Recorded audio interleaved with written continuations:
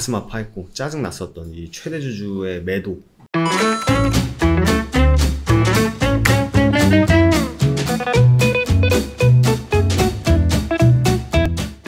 네, 반갑습니다. 허브경제TV입니다. 이번 시간에 같이 볼 종목은요, 신풍제약입니다. 신풍제약인데 너는 왜 동아 ST 리포트와 동아 ST 차트를 켜놓고 있니? 라고 생각하실 수 있겠지만 아마 기사를 통해서 접하신 분들은 다 아실 거라 생각이 듭니다. 모르신 분들은 간략하게 설명을 드리면요,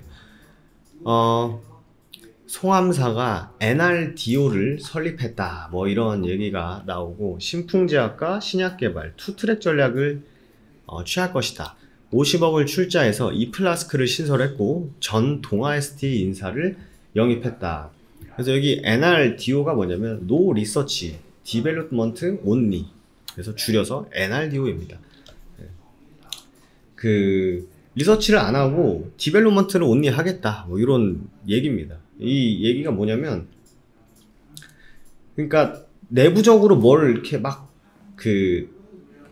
리스크를 취하면서 뭘 만들기보다는, 그러니까 해외에 있는 거를 더 개발하고 집중하겠다. 그러니까 외부에 있는 걸 가져다 더 집중하겠다 라는 뜻인데, 그 부강약품을 아시는 분들은 아시겠지만 이제 오픈 이노베이션이란 단어가 있어요. 그러니까 내가 잘하는 건 내가 하고 너가 잘하는 건 너가 해서 우리가 한 목표를 향해 달려가 보자 라는 그런 취지로 이제 오픈 이노베이션이라는 단어를, 부강약품 이걸 굉장히 잘했었죠. 투자도 잘하고 돈도 잘 벌었었고 하는데, 이제 NRDO를 통해서 또 내부의 리스크를 테이킹하는 대신에 외부에 있는 것들을 더 도입을 해가지고 완전히 거기에 집중을 하자, 임상에 집중하자 라는 이제 사업 모델을 뜻합니다. 그래서 뭐 사실 제약바이오 기업 자체가 임상을 진행하는 게 어떻게든 많은 리스크를 떠안고 큰 결과물을 내기 위해서 바이오 기업들이 임상을 진행하지 않습니까? 그래서 임상을 진행하면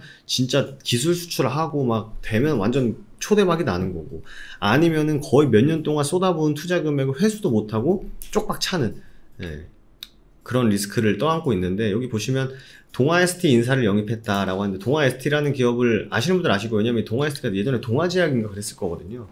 그래서 굉장히 또 연역도 오래된 회사고, 보시면 여기 동아제약 여기 나오는데, 실제로 뭐 신약 개발을 하는 파이프라인도 가지고 있고, 뭐 제가 뭐 슈가논, 뭐 DA 1229 뭐 이런 것을 제가 뭐 자세하게 보진 않았습니다만, 이런 실질적으로 글로벌 임상을 진행하고 있는 기업의 인사를 영입하면서 어떻게 보면 의지를 한 번 더 표출했다, 이렇게 또 보여집니다. 그래서 이플라스크는 올해 초 강경구 전 동아 ST 연구위원을 대표로 선임을 하고, 출범 초기를 맡았던 최창규님은 이제 사내이사, 그리고 유재만 씨는 어디 갔냐, 기존 멤버였던 유재만 신풍제약 대표님은 사내이사직을 사임을 했다, 이렇게 나와 있습니다.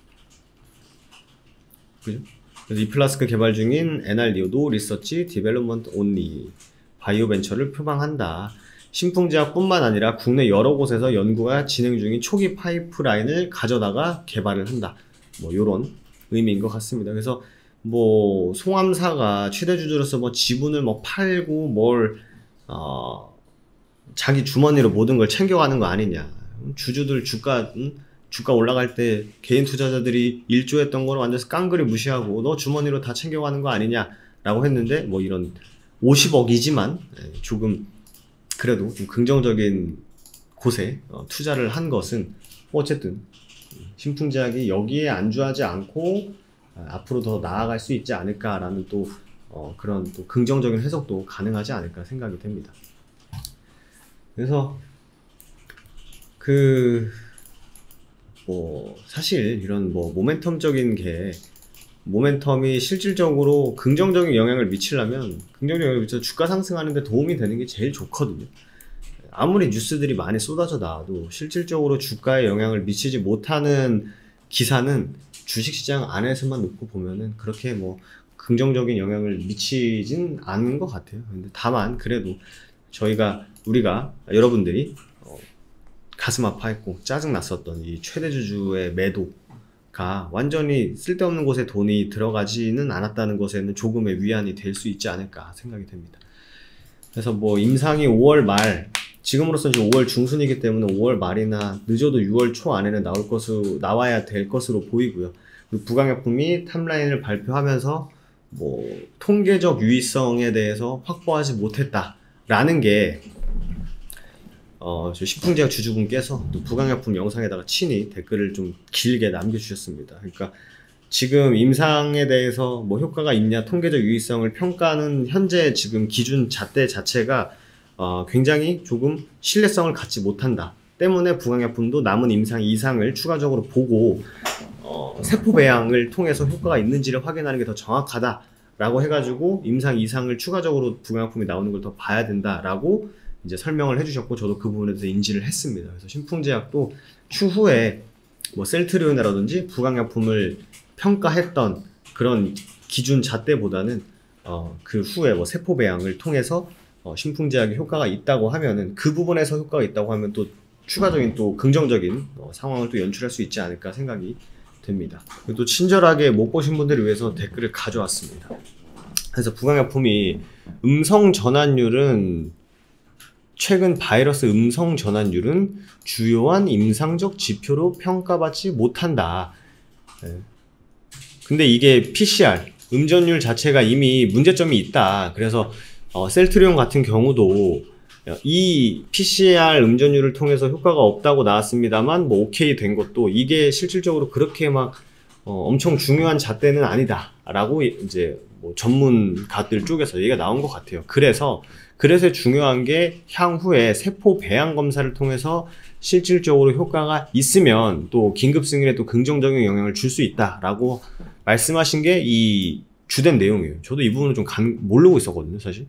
네, 근데 친절하게 이렇게 설명을 해주셔가지고 저도 알게 됐습니다. 그래서 부강약품 같은 경우는 첫 번째 요번에 나온 임상 결과는 이 세포 배양 검사가 없다, 평가 기준에. 근데 요번에 2차 임상을 통해서는 이 세포 배양 검사가 설정이 된 다음에 진행 중이기 때문에 이 요번에 나온 탑라인 결과 말고 추후에 진행되는 내용까지 봐야 된다라는 게 요지였습니다. 그래서 이분이 부강약품 주주분이 아니시라 신풍제약 주주분이시래요. 그래서 신풍 임상 결과 발표를 앞두고 이런 부분을 체크를 하시면 제가 영상을 찍는 데 좀 더 도움이 되지 않을까라는 굉장히 좀 정말 복 받으실 분이죠. 네, 그래서 이 설명을 해주셔가지고 이것에 포커스를 두고 저도 임상 결과가 혹여나 나온다면, 물론 뭐 의사 선생님도 뭐 설명을 해주시겠지만 저도 영상을 찍는데 좀 도움이 되지 않을까 생각이 됩니다. 그래서 요거 한번 일시정지 누르시고 한번 보시면은 굉장히 좀 도움될 내용이기 때문에 한번 보실 것 같습니다. 그래서 이분도 만약에 부강약품이 2차 임상에서 안전성을 확보한 다음에 이 세포 배양 검사에서 통계적 유의성까지 확보를 한다면 조건부 허가는 긍정적으로 예상할 수 있을 거라고 말씀하셨어요. 심지어 신풍제약 주주분께서. 네, 그래서 신풍제약도 만약에 이 부분에 대해서 통계적인 유의성이 확보가 되면은 또 조금의 또 긍정적인 영향을 주지 않을까 생각이 됩니다. 제가 저번 시간에는 뭐 몇 프로 얘기만 했는데 또 더 자세한 부분에 대해서 알고 계신 분들이 친절하게 또 설명을 해주셔가지고 저도 알게 됐습니다. 네. 그래서 이 부분 꼭 참고해 주시고요. 일단 기술적인 부분을 체크를 해보면 여기서 주가를 처음으로 시원하게, 여기는 우리가 고려할 사항이 아니에요. 여기까지 오면은 진짜 뭐 우리는 뭐 빠이 짜이찌엔 해야 됩니다. 네. 여기서 이제 주가 상승을 보여줬고 이 76,000원 구간에서 지지 만들어주고 여기서 지지를 못하고 깨버리니 지지 구간이 저항 구간으로 바뀌었으니 이 75,000원, 76,000원 구간을 돌파 시도했습니다만 시장 영향도 있었고 너무 백신으로 수급이 쏠리다 보니까 치료제 쪽으로는 조금은 소외되는 부분이 있었죠. 그래서 신풍제약은 첫 번째 관문이 7,600원이 설정이 돼버린 겁니다. 이 구간을 다시 뚫고 올라와 줘야 다시 우리가 봐왔던 이 구간까지 올라올 수 있기 때문에 이 구간을 첫 번째 관문으로 봐주시는 게 맞을 것 같아요. 지금 사실 여러분들 시장 보시면 아시겠지만 확진자 이번에 600명 나왔죠. 뭐 인도도 뭐 확진자 수가 줄었다고 합니다. 뭐 30만 명 얘기 나오죠. 네. 뭐 또 어느 일각에서는 뭐 마스크를 벗고 다녀도 된다라는 또 얘기도 나오고 뭐 하여튼 별의별 얘기가 많이 나옵니다만 어쨌든 간에 임상 결과가 제일 중요한 부분은 누구도 부정할 수 없기 때문에 얼마 안 남았을 것 같아요. 부강약품도 뭐 학술 대회를 통해서 발표를 한다고 했습니다만 그냥 발표해버렸죠. 학술대에서 발표한 건지는 잘 모르겠습니다. 일단 발표가 나와버렸죠. 그러면서 일단 뭐 주가에는 뭐 그렇게 좀 긍정적인 영향을 미치지 못했습니다만, 방금 말씀드린 세포배양 검사에서 통계적 유의성은 요번에 임상 이상 추가적으로 진행하는 것에서 나온다고 하기 때문에 신풍제약도 그 부분에 좀 포커스를 두고 우리가 또 임상 결과를 봐야 되지 않을까 생각이 됩니다. 그래서 지금은 사실 가격적인 부분이 크게 의미가 없겠죠. 이미 결과가 나오고 시장에서 그걸 긍정적으로 받아들였을 때 주가가 발산하는 그것을 이제 기대해야 되는 상황이기 때문에 지금 뭐 76,000원이니 10만원이니 하는 거는 지금으로서는 크게 의미 부여하기는 좀 힘들 것 같고요. 향후에 임상 결과가 사실 모든 걸 결정하지 않을까 생각이 됩니다. 그래서 뭐 금요일은 제가 신풍제약 하루 정도 쉬었는데 뭐 특별하게 뭐 드릴 말씀이 없어서 제가 뭐 없는데 뭐 또 영상 찍어가지고 또 주저주저 떠드는 것보다 그래도 뭔가 전달할 내용이 있을 때 찍는 게 좀 더 도움되지 않을까 라는 판단 하에 오늘 영상을 찍어서 올리는 거니 뭐 요 부분 오늘 세포배양 검사에 포커스를 두자. 기술적인 부분은 그래도 좀 긍정적인 흐름을 보이려면 75,000원, 76,000원 구간을 뛰어 넘어주는 게 좋다. 이렇게 좀 말씀을 드릴 수 있을 것 같습니다. 마지막으로 다음에서 저희 허브경제 검색하시면 저희 사이트 이렇게 나옵니다. 저희가 5월은 오직 허브경제TV 지금 백신 mRNA 관련주들만 신나게 날뛰는 장세입니다. 21일날 한미 정상회담을 통해서 반도체, 자동차, 백신, 대북주까지 굉장히 좀 우리나라 시장에서도 변곡점으로 작용할 수 있는 이벤트가 있기 때문에 이 전후로 뭐 좀 좋은 종목들을 조정 구간에서 잘 주워 담을 수 있는 기회가 되지 않을까 생각이 돼요. 그래서 저희가 5월 이벤트도 그래서 좀 일찍 시작한 거고, 미리 하실 분들은 미리 오셔가지고 좋은 정보들 좀 저가에서 좀 주워 담아 가셔라 라는 취지입니다. 1년에 120만원이고 한 달에 10만원 꼴로 진행하고 있으니까 뭐 상담 필요하신 분들은 회사로 1644-1873으로 전화 주셔도 좋고요. 아니면 홈페이지 보고 계신 분들이라면 밑에 실시간 상담으로 상담 문의 남겨주셔도 되실 것 같습니다. 좋은 하루 되시고, 그럼 저는 또 다음 신풍제약 시간에 인사드리도록 하겠습니다. 감사합니다.